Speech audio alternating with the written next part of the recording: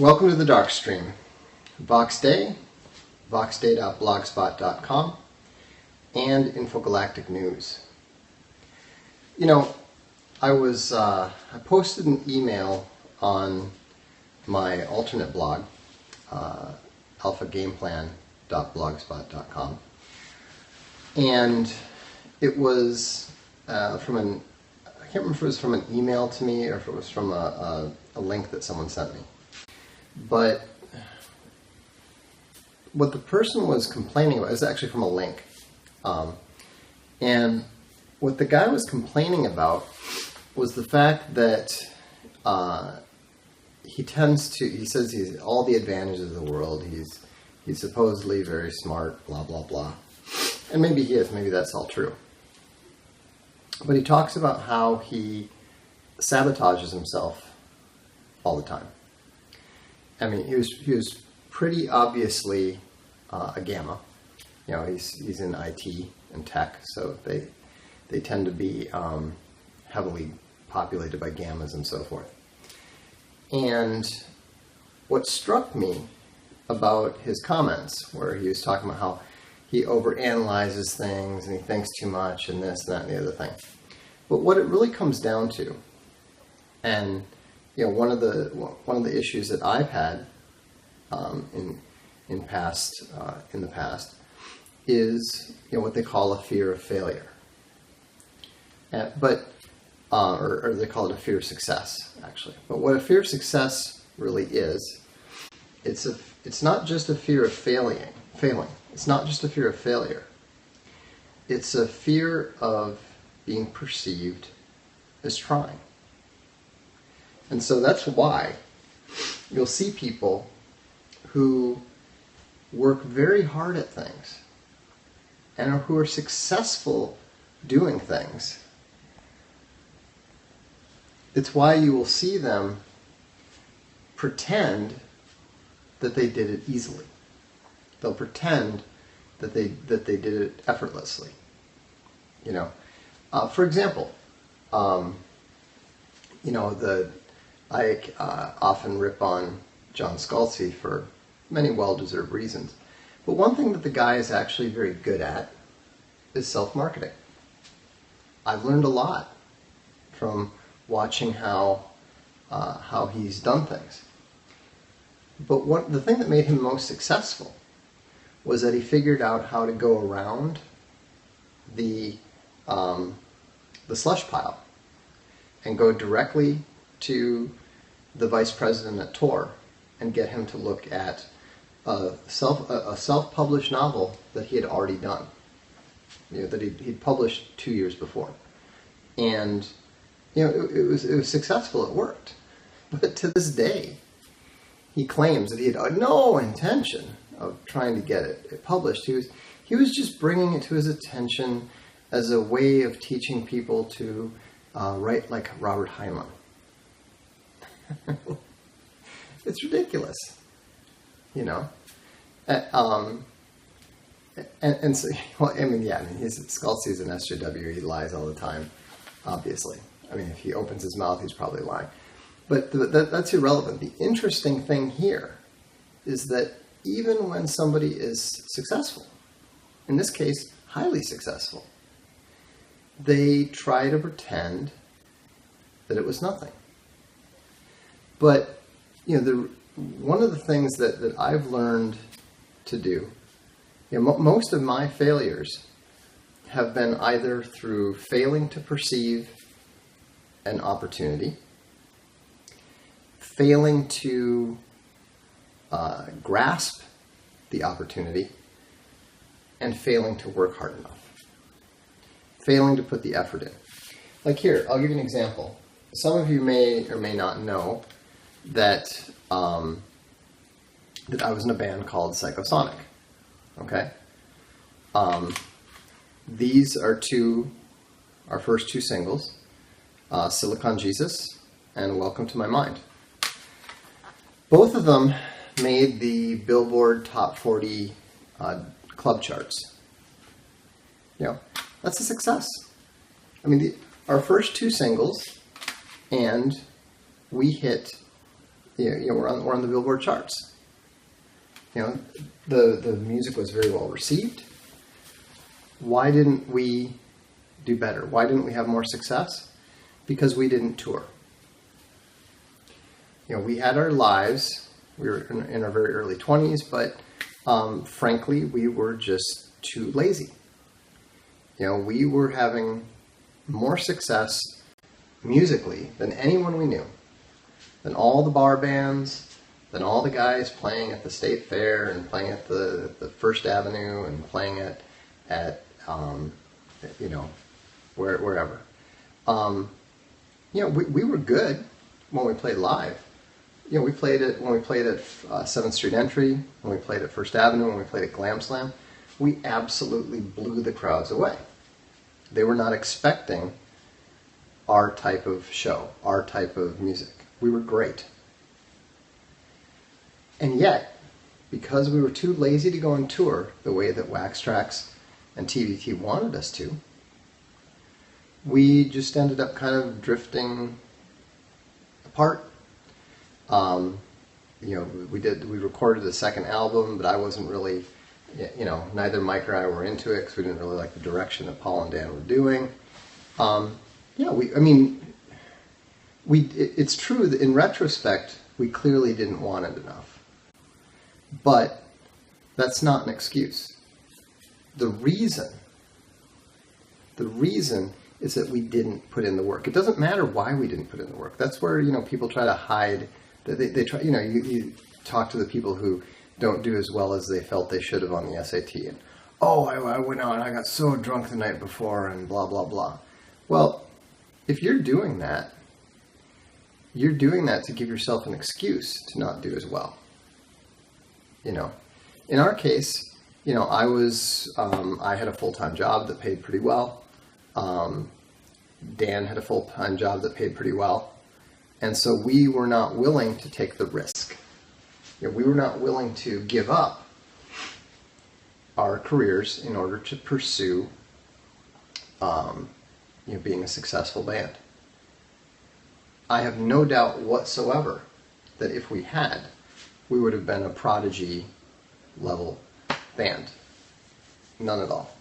If you listen to music, you can hear that. But we didn't put in the work. We didn't put in the effort. And so, because there's more to it, we thought, well, as long as we do enough, good enough stuff in the studio, that's all we need to do. But it's not true. I'm a big Baby Metal fan, as you know. But what a lot of people don't realize is how hard Koba Metal, the producer, Psychosonic's the name of my old band. You can find it on YouTube, find it on Amazon. If you look at how hard those were, I was watching one of the videos from the video from Ine, and it's hilarious because the Yui and Moa, they're so little. They're like 10 years old. I mean, they're tiny now, but they're like, they're just babies. And those girls have been on tour, working hard from 2010 to 2015, 5 years of touring around Asia, touring around Japan. One of my readers sent me a shirt. It's like their tour shirt. It says worldwide tour, and it's like Singapore, Japan, Singapore. Now they're huge. First Japanese band to play at Wembley. They sold out 2 nights at the Tokyo Dome. They're enormous. They're hugely successful. They've got the Kami band backing them now. But they have worked their asses off for it. So, and you can see that level of effort even now. There's a moment actually that I really liked. I was watching the Tokyo Dome concert. It was the Red Night, so it's the first night, and first song, Road to Resistance.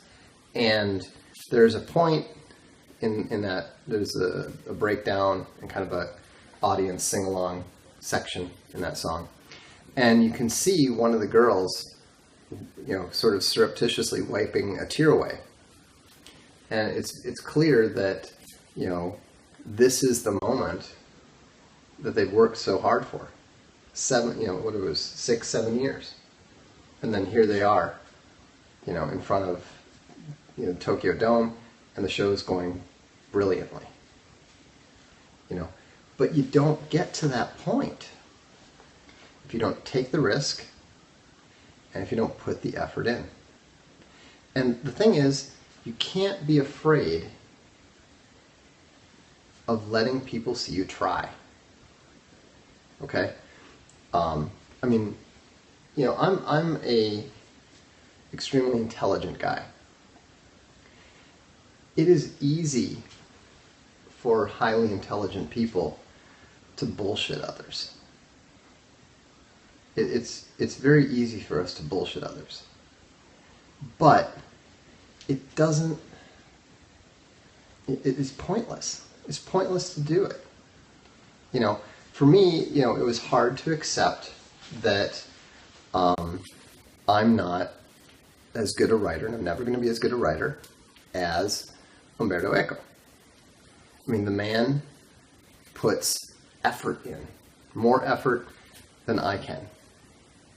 He's more of an expert on medieval stuff than I'll ever be. When he was working out the conversations in The Name of the Rose, he put up string all around it as his apartment so that he could measure the length of the conversations that are taking place in the book and time it to make sure that everything fit properly. I'm not going to do that. I've never done that. I don't even write it. Here's how bad I am about that sort of thing. I wrote this without an outline. I'm most of the way through the final version of book 2, and I still haven't written an outline. I have no idea where anything is. I usually have to call some of my readers so I can find out, what was the name of that, king in, the East somewhere? But this is not good, Eco put in the work. That's why he was, in my opinion, one of the greatest living writers, of the 20th century, until his death recently. He actually spent. Sometimes you kind of wonder if he's yanking your chain or something. But he once told me that he spent 6 months at the sea, teaching himself to forget how to swim, so that he was in the right state of mind to write The Island of the Day Before, where a guy is trapped by virtue of his inability to swim. And also the sharks, I suppose. But, so the key is that you have to be willing to make the effort. Here's another book. This is the original Summa Helvetica. And it's a failure. It's not a bad book. It's actually quite a good book, I think. But I didn't manage to do what I tried to do. When I was younger, I don't know that I would have been open about what I was trying to do, because then it would have been apparent to people that I failed. Now that I better understand that it's not something to hide from, there's an author's note where it quite frankly talks about how this book is a failure. I wanted the entire book to follow the lines of the pseudo-Aquinan argument that's laid out in the book, and I just couldn't do it. I couldn't pull it off. It doesn't hurt the story at all. But I can't pretend that it's this, brilliant subtext bullshit, whatever. I can't pretend because I couldn't pull it off. And that's fine. That's okay. Why is it okay? Because Summa Helvetica led to A Throne of Bones.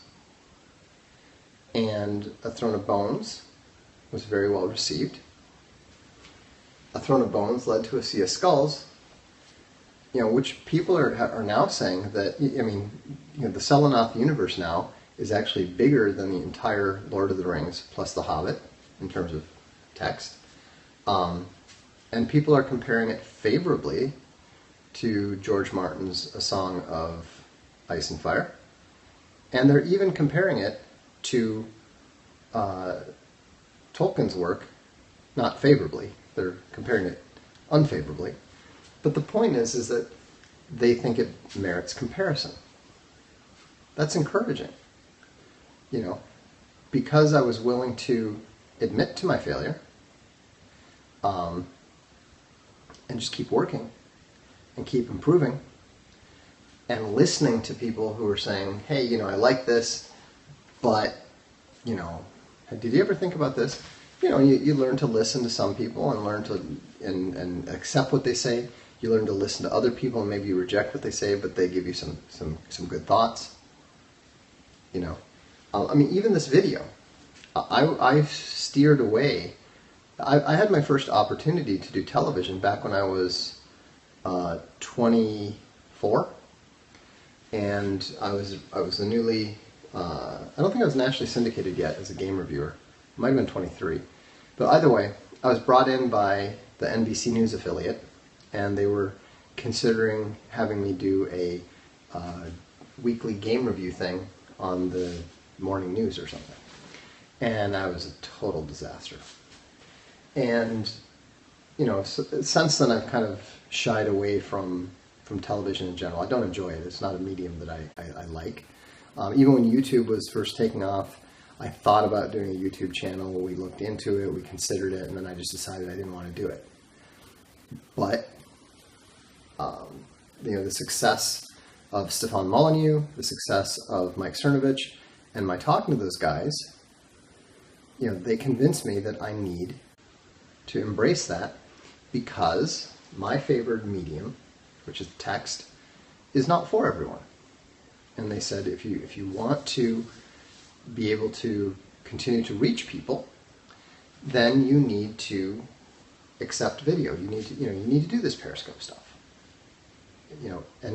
And so people have told me that I am improving. That's great. This isn't my focus.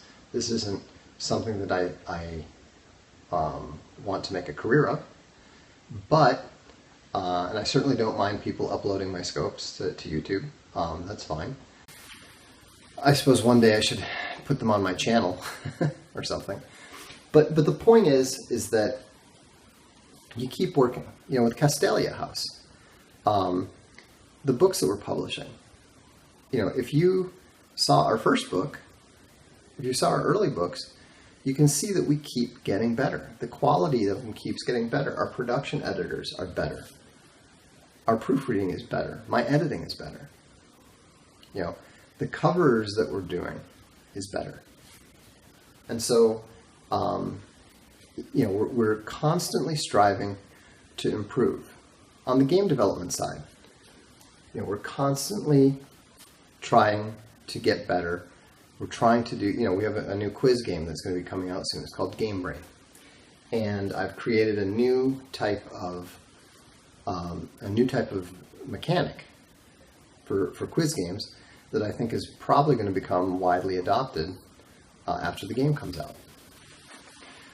Thanks. People like you are the ones keeping us in business, and we appreciate it. In answer to the earlier question about the Dostoevsky Molyneux show, they have it, it's basically one of those episodes that they can show anytime, and so they're kind of keeping it for when there isn't anything happening, but barely a day has gone by without anything happening. So, failing does hurt, but failing is important. And the faster you can fail, the faster you can accept your failure, the better. With the War Mouse, a couple of years ago, I created a 18-button mouse with a joystick on the thumb. It's a great mouse. It's a really great mouse. It actually does exactly what I designed it to. We've tested it with people experienced with it. We've tested with new users, and people were able to increase their user interaction with the computer by between 100 and 110%. I mean, that's fantastic. Who wouldn't spend $50 to double their speed on the computer? You buy a new computer, you speed up your operations by 15 to 20% on average. We were allowing people to do 5 times better than that, just to switch, just to spend an hour learning a new mouse interface. And we actually sold all the mice that we created, but the mouse was, I decided that the mouse was a failure, or at least that it wasn't successful enough, because the design was a bit too fragile. And so we were going to have to spend all kinds of money trying to come up with a sturdier design that would be less likely to fail over time. And we'd already learned that most people didn't want to spend the time to master using the mouse. It was a failure. But because I actually designed it for MMOs. I designed it for World of Warcraft specifically. And it worked great for it. But the fact is that people didn't want it. For whatever reason, and it doesn't matter what the reason is. And so I decided, you know what? We pretty much broke even on it. Let's stop this now. And it was absolutely the right decision. The sooner you can decide that something isn't working and you cut it off, that's better, because then, like the military strategists say, never reinforce failure. Reinforce success. That's something I learned. Something I learned from Cernovich is try to have a number of projects going, and then put your time and your effort and your resources behind those that are working. That's one reason why you haven't seen me talking about games that much over the last 2 years, because Castalia House has been working. So we've been putting more time and effort there. Now that we've kind of gotten to a point where it's pretty clear that things are just kind of where they are. We've got something like 70, 80 books out there, and none of them have really broken through and become a big hit. I think SJWs Always Lie is our most successful book. So we're kind of like, okay, we're going to keep doing what we're doing. We're going to we're not stopping anything, but we're going to put that extra turbo effort on the game front right now. And so, so then we've got Game Brain coming, we've got Divine Right coming, we've got Sky Raider, eventually we'll have First Sword, we've got, and then we've got another big project that I can't talk about yet. So, and these things are going to be some level of successful.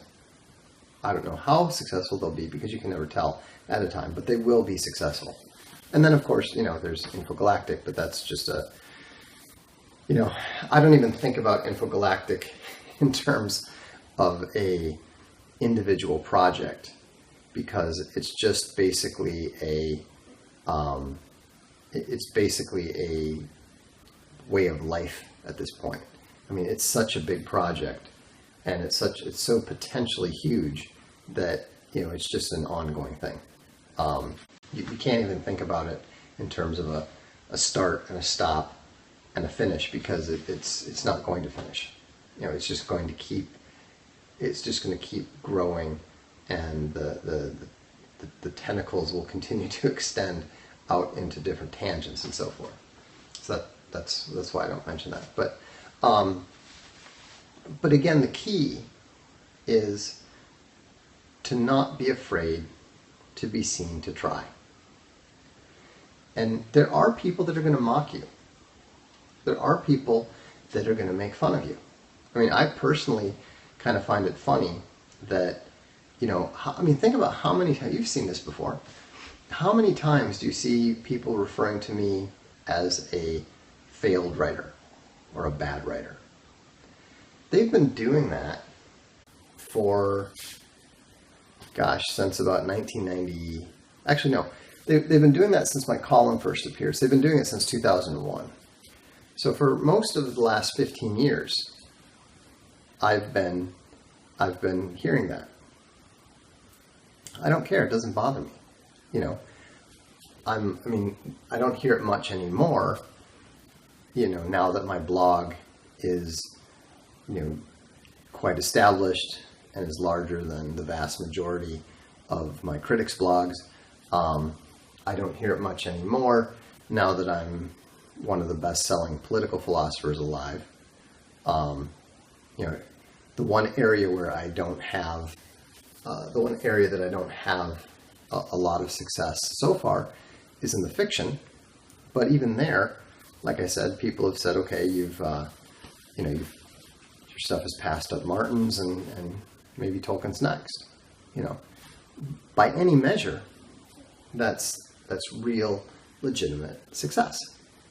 Would I like it if the book sold better? Absolutely. It would be great.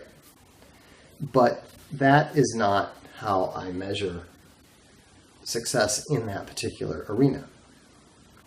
And so, you have to come up, I guess that's something else I should mention. You have to decide for yourself what your metric of success is when you first start the project. Okay? Don't play games with yourself.